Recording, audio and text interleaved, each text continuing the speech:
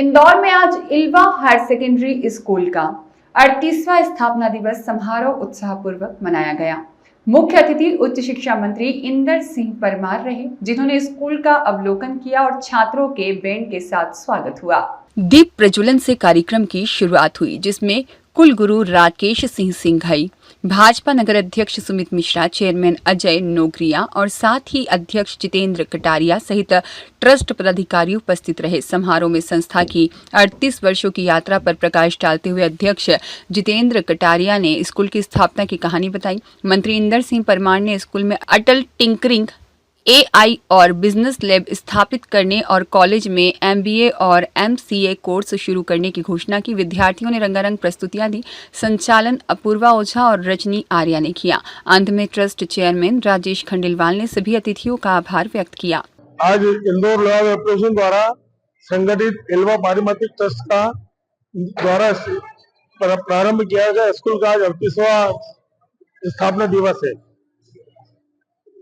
किस प्रकार से ये स्थापना दिवस को मनाया जा रहा है? ये हमने आज उच्च शिक्षा तकनीकी शिक्षा मंत्री इंदर सिंह जी परमार साहब, कुलगुरु राकेश सिंह सिंघई साहब एवं नगर भाजपा अध्यक्ष सुमित मिश्रा जी को आज हमने आमंत्रित किया है। सर, इसमें नई टेक्नोलॉजी की तरफ से विद्या को देखा जा रहा है। इस प्रकार के नए साल भी हो गए, इसको नया किस प्रकार से देखा जाए? देखिए, परिवर्तन संसार का नियम है। नए तरीके से शिक्षा देने का कार्यक्रम जो है प्रधानमंत्री मोदी द्वारा इसका इनिशिएटिव लिया गया है। अब आज जो है जो पुरानी परंपरा शिक्षा की थी उसी को आगे रखकर किया जा रहा है। ध्रुव आक्रांताओं का जो इतिहास पढ़ा जाता था उसको बदलना शुरू हो गया है। एवं जो हमारे वीर जो महापुरुष हुए हैं, जो शिवाजी हुए, महाराणा प्रताप हुए हैं, इस प्रकार के जितने मंगल पांडे जी हुए, चंद्रशेखर आजाद हुए हैं, उनका जीवनी को और उनकी कार्यप्रणाली को अब आगे लाया जा रहा है।